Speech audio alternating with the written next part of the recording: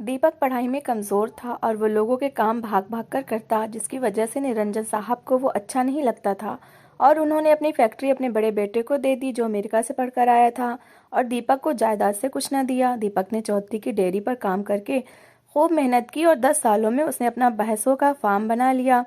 इधर निरंजन साहब बूढ़े हो गए और बड़े बेटे और बहू ने बोझ समझकर घर से निकाल दिया। वो सारा दिन सड़कों पर फिरते रहे। तभी किसी ने उन्हें दीपक की डेयरी में नौकर रखवा दिया। और जब वो चारा डालने लगे तो अचानक दीपक की नज़र अपने पिता पर पड़ी। तो निरंजन साहब आंगन में बैठे धूप सेक रहे थे, साथ ही आज का अखबार उनके हाथ में था। बार बार कलाई में बंधी हुई घड़ी पर नज़र भी दौड़ा रहे थे। आज उनके बेटों का रिजल्ट आने वाला था। बड़े बेटे की तो उन्हें कोई टेंशन नहीं थी, जानते थे कि वो बड़ा होशियार है। इस बार भी कोई ना कोई पोजीशन लेकर ही आएगा। मगर फिक्र थी तो छोटे बेटे की। ना जाने वो क्या कांड करके आज घर आने वाला था। यही प्रार्थना कर रहे थे कि भगवान करे बड़े बेटे की तरह छोटा बेटा भी पढ़ाई में अच्छा हो जाए, इस बार अच्छे नंबर ले आए, कम से कम उसकी वजह से थोड़ी बहुत तो इज्जत उनकी हो सके। वो अभी इन्हीं सोचों में गुम थे कि जब दरवाज़ा खुला तो निरंजन साहब की नज़र दरवाजे की तरफ गई थी, जहां पर उनके दोनों बेटे घर के अंदर आ रहे थे। बड़ा बेटा भाग कर आया और आकर अपने पिता से लिपट गया। खुशी से हाथ में ली हुई ट्रॉफी अपने पिता की तरफ बढ़ाई और कहने लगा कि पिताजी, मैं 8वीं क्लास में फर्स्ट आया हूँ। ये देखकर निरंजन साहब बहुत खुश हुए थे। तुरंत अपने बेटे को अपने सीने से लगा लिया और माथा चूमकर कहने लगे कि शाबाश मेरे बेटे, यूं ही मेरा सर गर्व से ऊंचे किए रखना। आज निरंजन साहब बच्चों के साथ उनके स्कूल नहीं गए थे, क्योंकि स्कूल जाकर कई बार उन्हें शर्मिंदगी का सामना करना पड़ा था। बड़े बेटे के टीचर तो खूब तारीफें किया करते थे, मगर छोटे बेटे दीपक के मास्टर से जब भी मुलाकात होती तो वो ऐसी ऐसी शिकायतें करता कि निरंजन साहब शर्मिंदा हो जाया करते थे। इसलिए इस बार उन्होंने अपनी पत्नी को बच्चों के रिजल्ट के लिए भेजा हुआ था। बड़े बेटे को खूब प्यार देने के बाद उन्होंने आंगन में नजर दौड़ाई। दीपक भी तो इसके साथ ही आया था, मगर वो कहाँ चला गया। एक नज़र सामने खड़ी अपनी पत्नी पर डाली, माथे पर बल डालकर कहने लगे कि दीपक किधर है। उसने अपना रिजल्ट नहीं दिखाया। इतना कहना था कि दीपक अपनी माँ के पीछे से निकलकर सामने आया और झिझकता हुआ आगे बढ़ा और कहने लगा, जी पिताजी, ये रहा मेरा रिजल्ट। जैसे ही निरंजन साहब ने रिजल्ट देखा तो अगले ही पल वो गुस्सा हो चुके थे, क्योंकि दीपक को इतने ही नंबर मिले थे कि वो बस क्लास में पास हो सके। 7वीं क्लास में पास होकर वो 8वीं क्लास में बड़ी मुश्किल से पहुंचा था। रिजल्ट देखकर निरंजन साहब गुस्से से आग बबूला हुए और अगले ही पल दीपक का रिजल्ट फेंक कर उसके मुंह पर मारा। कहने लगे, ये क्या है, इतने कम नंबर तुम्हें क्यों मिले हैं? आखिर क्या कमी है पढ़ाई में? दोनों भाई एक स्कूल में पढ़ते हो, एक जैसा खाते पीते हो, एक ही घर में रहते हो, और तो और ट्यूशन भी एक ही टीचर के साथ पास पढ़ने जाते हो। आखिर फिर क्यों तुम अपने भाई से इतना पीछे हो? ये सारा लाड प्यार तुम्हारी माँ का दिया हुआ है, जिसने तुम्हें इतना बिगाड़ रखा है। इन्हीं हरकतों की वजह से मैं तुम लोगों के स्कूल नहीं जाता, क्योंकि वहां पर फिर मुझे शर्मिंदगी का सामना करना पड़ता है। निरंजन साहब इतना कहने के साथ साथ दीपक के मुंह पर थप्पड़ भी मार रहे थे। दीपक मुंह से एक शब्द नहीं बोला था, बस सर झुकाए खड़ा अपने पिता से मार खा रहा था। माँ के लिए तो दोनों ही बराबर थे। जब उन्होंने दीपक को मार खाते देखा तो तुरंत बीच में आई और बेटे को अपने पीछे छुपा लिया। कहने लगी, ये क्या कर रहे हैं? अभी बच्चा है, पढ़ लेगा, आप ऐसे मारेंगे तो इसके दिमाग पर क्या असर पड़ेगा? ये तो और भी ढीठ और जिद्दी हो जाएगा पढ़ाई में, और इसका दिल नहीं लगेगा। पास तो हो गया है ना, यही काफी है। अब सबका दिमाग एक जैसा तो तेज नहीं होता। ये शब्द निरंजन साहब को और ज्यादा गुस्सा दिला चुके थे। बड़े बेटे का हाथ पकड़कर सामने किया और कहने लगे, ये भी तो मेरा बेटा है ना, कितना अच्छा पढ़ता है, हर बार इसकी वजह से मेरी इज्जत होती है। मगर ये छोटा ना जाने कौन सी गलती की सजा है मेरी, जो ये नमूना मेरी झोली में डाल दिया गया। अरे मैं तो समझता था कि जैसी इसकी शक्ल सूरत प्यारी है, वैसे पढ़ाई में भी अच्छा रहेगा, मगर इसको तो पढ़ाई नहीं बल्कि मेहनत मजदूरी ही करनी है। दीपक माँ के पीछे छुपा रो रहा था। जैसे तैसे बात खत्म करके दीपक की माँ उसे कमरे में ले आई और चुप करवाने लगी, मगर वो फूट फूट कर रो रहा था। कहने लगा कि माँ, मैं बहुत कोशिश करता हूँ पढ़ने की, मगर मैं क्या करूँ, मेरे दिमाग में बैठता ही नहीं। रात को याद करके सोता हूँ, मगर सुबह तक फिर सब कुछ भूल जाता हूँ। निरंजन साहब बड़े बेटे को घर से ले जा चुके थे। उसे नई साइकिल और नई कपड़े भी ला कर दिए। जब शाम को दोनों बाप बेटा घर आए तो इतनी सारी चीजें देखकर दीपक का भी मन ललचाया था। वो अपने पिता के पास आया, इन चीजों को हल लगाने वाला ही था कि बड़े भाई ने उसे दूर झटक दिया। कहने लगा कि मेरी चीजों से दूर रहे, नालायक अनपढ़ कहीं के, तुम लूजर हो, और लूजर कभी भी चैंपियंस की चीजों को हाथ नहीं लगाते। दीपक ने भाई की ये बात सुनी तो पीछे हटकर खड़ा हो गया। फिर अपने पिता से कहने लगा कि पिताजी, भाई के लिए चीजें लाए हैं, मेरे लिए क्या लाए हैं? इतना सुनना था कि निरंजन साहब ने एक कड़ी नजर दीपक पर डाली और कहने लगे, मैं हराम का नहीं कमाता जो तुम जैसे हरामखोरों पर लगा दूं। ये मेहनत करता है, मेहनत का फल ला कर देता हो। देता हूँ, तभी इसे ये सब कुछ मिल रहा है। तुम भी मेहनत करो, फर्स्ट आओ, लोगों में मेरी इज्जत बनाओ, मैं तुम्हें भी ये सब कुछ लाकर दे दिया जाएगा। दूर हो जाओ मेरी नज़रों से, वरना मेरा बस चले तो तुम्हें धक्के देकर इस घर से ही निकाल दूं। मजबूरन दीपक को वहां से जाना पड़ा था। उसे लगा था कि धीरे धीरे उसके पिता का व्यवहार ठीक हो जाएगा, मगर ऐसा नहीं हुआ था। समय के साथ साथ दोनों भाइयों में फर्क बढ़ता चला गया और निरंजन साहब प्यार अपने बड़े बेटे से ही करने लगा था। एक दिन दोनों भाई ट्यूशन के लिए जा रहे थे कि रास्ते में इन्हें लकड़ियों का बड़ा सा गट्ठर उठाकर जाते हुए रामू काका दिखाई दिए। बूढ़े थे, कोई बच्चा नहीं था, मजदूर आदमी थे, इसलिए काम खुद ही किया करते थे। जैसे ही दीपक की नज़र रामू काका पर गई तो वो अगले ही पल उनके पास चला आया। कहने लगा कि काका, ये सब कुछ आप अकेले उठा रहे हैं, लाइए मुझे दे दीजिए, मैं आपकी मदद कर देता हूँ। रामू ने जब दीपक को देखा तो अगले ही पल हांफते हुए दीपक के सर पर हाथ फेरा और कहने लगे कि बेटा, क्यों मुझे पाप का भागीदार बनाते हो? अरे तुम निरंजन साहब के सपूत हो, कहाँ मैं गरीब मजदूर और कहाँ तुम बड़े लोग। ऐसा कहकर मुझे शर्मिंदा कर रहे हो? ये मेरा काम है, मैं खुद कर लूंगा। मगर दीपक ने अगले ही पल वो लकड़ियों का गट्ठर अपने कंधे पर रख लिया था। कहने लगा कि नहीं नहीं, ऐसी कोई बात नहीं है, आप बूढ़े हैं और बड़े बूढ़ों की तो दुआएं लेनी चाहिए। चलिए बताइए, गट्ठर कहाँ रखना है, मैं रखवा देता हूँ। ये दृश्य जब दीपक के बड़े भाई ने देखा तो जोर से हंसने लगा। कहने लगा, तुम जैसा अनपढ़ बड़ा होकर यही सब कुछ तो करेगा, तब भी अभी से तुमने ट्रेनिंग लेना शुरू कर दी है। मैं पिताजी को बताऊंगा कि तुम पढ़ाई के बजाय यहाँ पर ही मेहनत मजदूरी वाले काम कर रहे हो। दीपक चुप था। उसने रामू का के घर पर वो लकड़ियों का गट्ठर रखा और फिर उस दिन वो ट्यूशन नहीं गया था।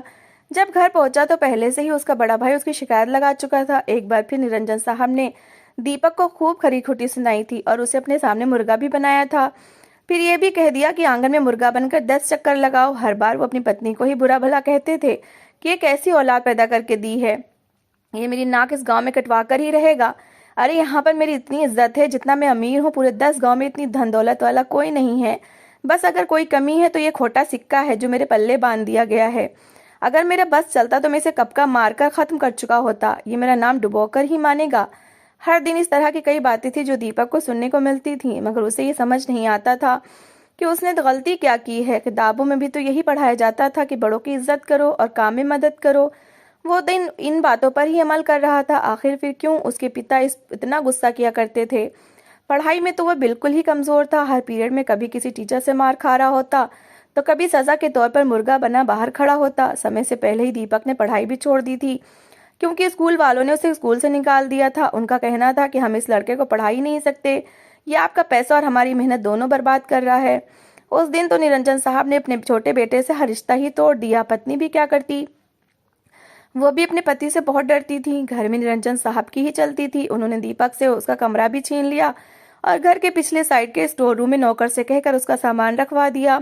कहने लगे कि ये लड़का मुझे इस घर में नजर नहीं आना चाहिए, ये अब इस स्टोर में ही रहेगा। इस पर भी दीपक कुछ नहीं बोला था। जब उसके बड़े भाई ने उसका मजाक उड़ाया कि तू तो बिल्कुल गूंगा ही हो जाता है, मुंह से कुछ बोलकर अपनी सफाई में कहता ही नहीं। अरे अगर पिताजी से माफी मांग लेता तो शायद पिताजी तुम्हें इस घर में रहने देते। मगर अगले ही पल दीपक ने सर झुकाकर कहा कि नहीं, किताबों में यही पढ़ाया गया है कि माँ बाप जो भी कहें आगे से उफ भी नहीं मत करो, बल्कि उनकी हर बात पर सर झुकाकर मानो। मैं कौन होता हूँ पिताजी के सामने बोलकर कुछ कहने वाला? वो जो मर्जी मेरे साथ करें, मैं उनका बेटा हूँ। ये बात सुनकर भी उसके भाई ने उसका मजाक ही उड़ाया था। अब दीपक अकेले स्टोर रूम में रहने लगा था। ये बात उसके दिल पर छुरी की तरह लगी थी कि उसके माँ बाप और भाई उसके लिए इस कदर बदल चुके हैं। उसका होना न होना उनकी नज़र में बराबर था। पढ़ाई तो उसने छोड़ ही दी थी। वो सुबह सुबह घर से निकलता तो उसे जो भी काम कह दिया जाता वो लोगों के काम भाग भाग कर करता रहता। कभी मिलकर खेतों में हल चलाने लगता, कभी किसी की गाय का दूध दोहने लगता। अगर कोई उसे कुएं का पानी निकालने का कहता तो वो भी निकलवा देता। बरसात के मौसम में अगर किसी की छत टपक रही होती तो उनके साथ मिलकर छत पर मिट्टी भी लगा दिया करता। अगर किसी को बाजार से कुछ चाहिए होता तो वो भी दीपक जाकर ला दिया करता।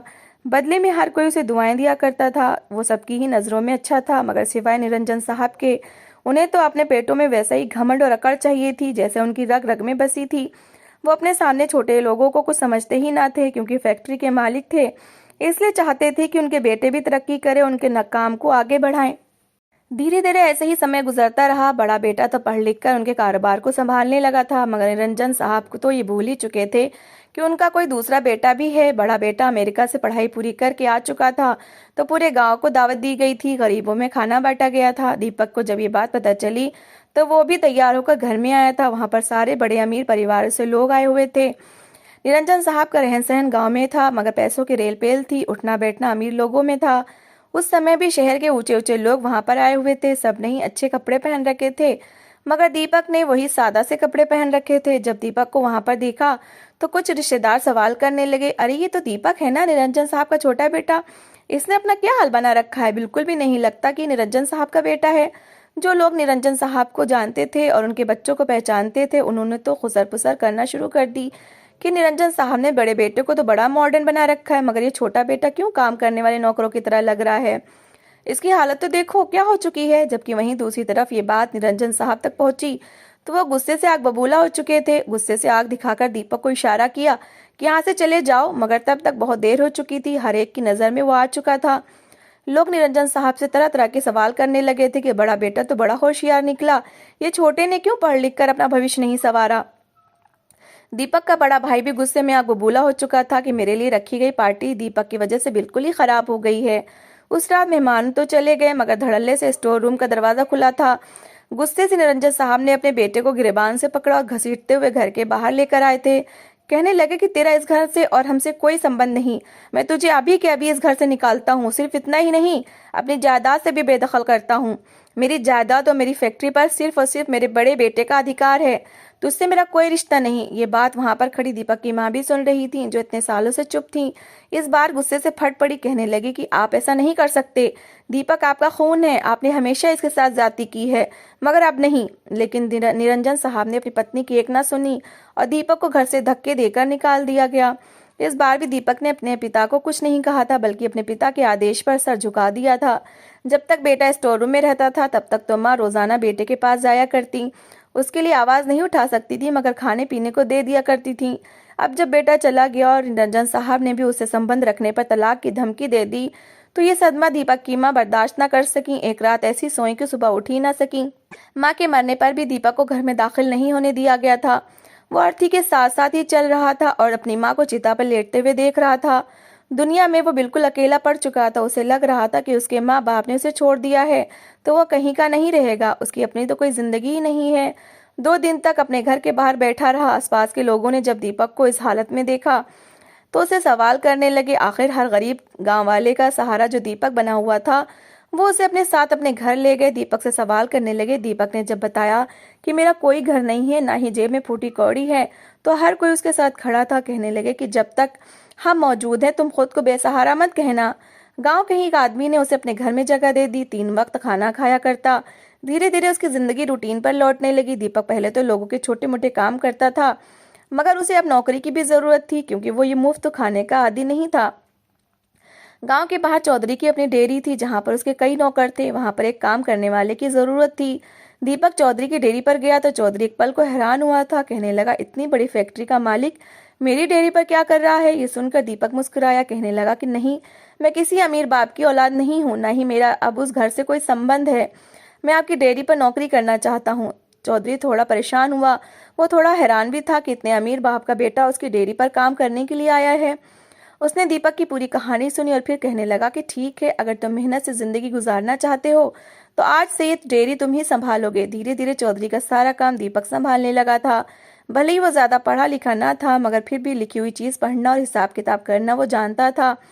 धीरे धीरे यूं ही वक्त गुजरने लगा। वहीं दूसरी तरफ निरंजन साहब का बड़ा बेटा फैक्ट्री संभालने लगा। वो भी बहुत तेज दिमाग का था। उसने अपनी फैक्ट्री से 2 और 4 फैक्ट्रियां बना ली थीं और दिन दोगुनी रात चौगुनी तरक्की कर रहा था। उसके पास किसी चीज की कोई कमी नहीं रही थी। निरंजन साहब ने अपने बेटे को यूं कामयाब होते देखा तो धीरे धीरे सब कुछ अपने बड़े बेटे को ही सौंप दिया। सब जगह ये ऐलान कर दिया कि मेरा सिर्फ एक ही बेटा है, दीपक से मेरा कोई संबंध नहीं रहा। बेटे की उम्र शादी को पहुंची तो निरंजन साहब ने बड़े बेटे की शादी एक अमीर और ऊंचे परिवार में करवा दी। बहू को घर लाए तो खुश थे कि घर में अब रौनक हो जाएगी, उन्हें अपने पोता पोती देखने को मिलेंगे। वक्त यूं ही आगे बढ़ने लगा, मगर पत्नी आने के बाद बेटा काफी बदल चुका था। अब वो कोई बात अपने बेटे से करने की कोशिश करते तो पत्नी फौरन उसे बुला लिया करती, पिता के खिलाफ उसके कान भरती कि ये सारी मेहनत और सारा कुछ तुम्हारा बनाया हुआ है, तुम अगर यहाँ पर मेहनत न करते तो सब कुछ बर्बाद हो जाता। निरंजन साहब को बड़े बेटे से बहुत प्यार था। एकदम से उसका उनसे दूर होना वो बर्दाश्त नहीं कर पाए थे। अक्सर अब बीमार भी रहने लगे थे। कुछ उम्र भी हो चुकी थी। बेटे से कुछ देर अपने पास बैठने को कहते तो बेटा व्यस्त होने का बहाना बना देता। इस घर में अब उनकी अहमियत किसी पुरानी चीज से ज्यादा न थी।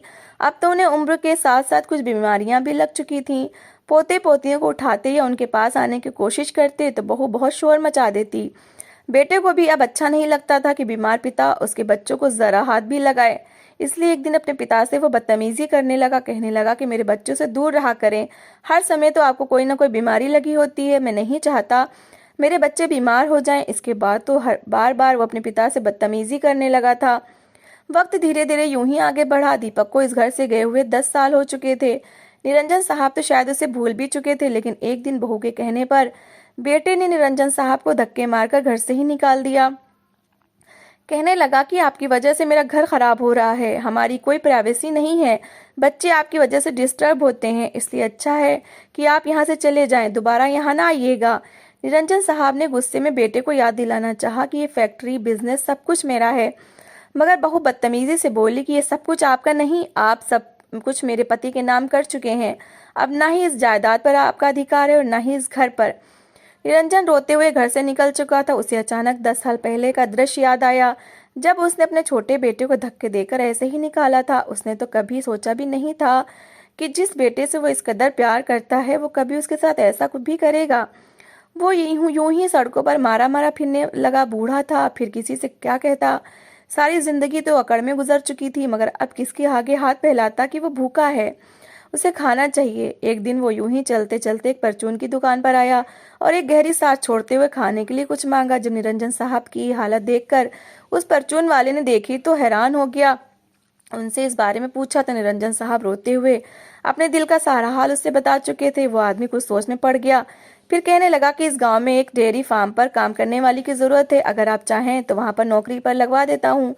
मेरी दुकान पर दूध भी उसी डेयरी से आता है। निरंजन साहब बोले कि हाँ हाँ, क्यों नहीं, मुझे नौकरी की बहुत ज़रूरत है। जब वो आदमी उन्हें उस डेयरी पर लेकर गया तो एक पल को निरंजन साहब देखने लगे थे कि वो डेयरी फार्म बहुत बड़ा था।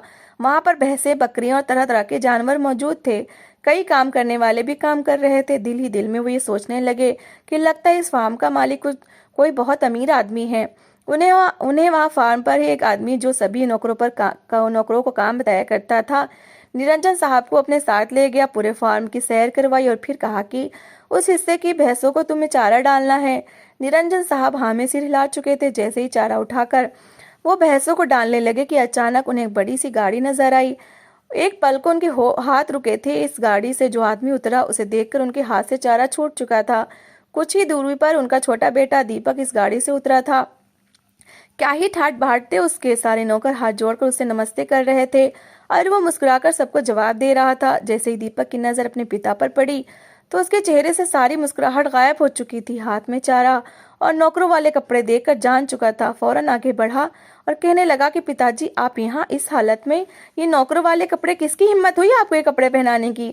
आप यहाँ पर क्या कर रहे हैं? जब वहाँ मैनेजर ने ये सुना तो घबराकर कहने लगा कि दीपक साहब, ये तो यहाँ पर नौकरी मांगने आए थे, इसलिए हमने यहाँ पर इन्हें भैंसों की देखभाल के रख लिया है। हमें तो पता ही नहीं है कि ये आपके पिताजी हैं।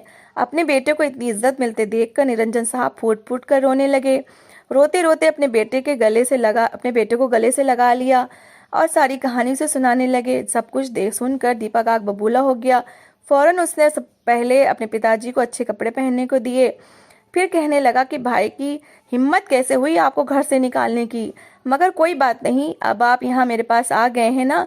दीपक वहां से अपने पिता को अपनी बड़ी सी हवेली में ले गया। जैसे ही घर के अंदर पहुंचा तो उसे सामने झूले में एक मासूम बच्चा सोया हुआ मिला और साथ ही एक 4 साल का बच्चा उसके पास खिलौने से खेल रहा था। किचन से पानी का गिलास लेकर दीपक की पत्नी निकली, जो उस चौधरी की ही बेटी थी। ये सब कुछ देखकर तो निरंजन साहब हैरान थे। कहने लगे कि बेटा, मैंने तो तुम्हें खाली हाथ घर से निकाला था, फिर ये सब कुछ तुम्हारे पास इन 10 सालों में कैसे आया? दीपक ने बताया कि मैं चौधरी के डेयरी पर काम करने लगा था। चौधरी जी ने पूरी डेयरी की जिम्मेदारी मुझे सौंप दी। हर महीने मुझे पगार देते। धीरे धीरे मैं सारा काम समझने लगा। मेरे पास इतने पैसे जमा हो गए और इतनी समझबूझ आ गई कि मैं अपना फार्म खोल सकता था। चौधरी जी ने अपनी बेटी की शादी मुझसे करवा दी थी। ये जमीन जिस पर फार्म बना है, आधी मैंने खुद खरीदी है और आधी मेरी पत्नी को मायके से मिली है, जिस पर मैंने ये फार्म शुरू किया और भगवान की दया से अच्छा खासा मुनाफा कमा रहा हूँ।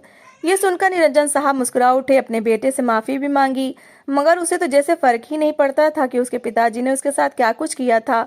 वो तो बस इसी में खुश था कि उसके पिताजी उसके पास लौट आए थे। उसके लिए यही काफ़ी था। निरंजन साहब ये बात तो कहीं न कहीं समझ ही चुके थे कि भगवान कभी भी अपने लोगों को बेसहारा नहीं छोड़ता। उसने हर किसी के लिए कुछ ना कुछ बेहतर सोच रखा है।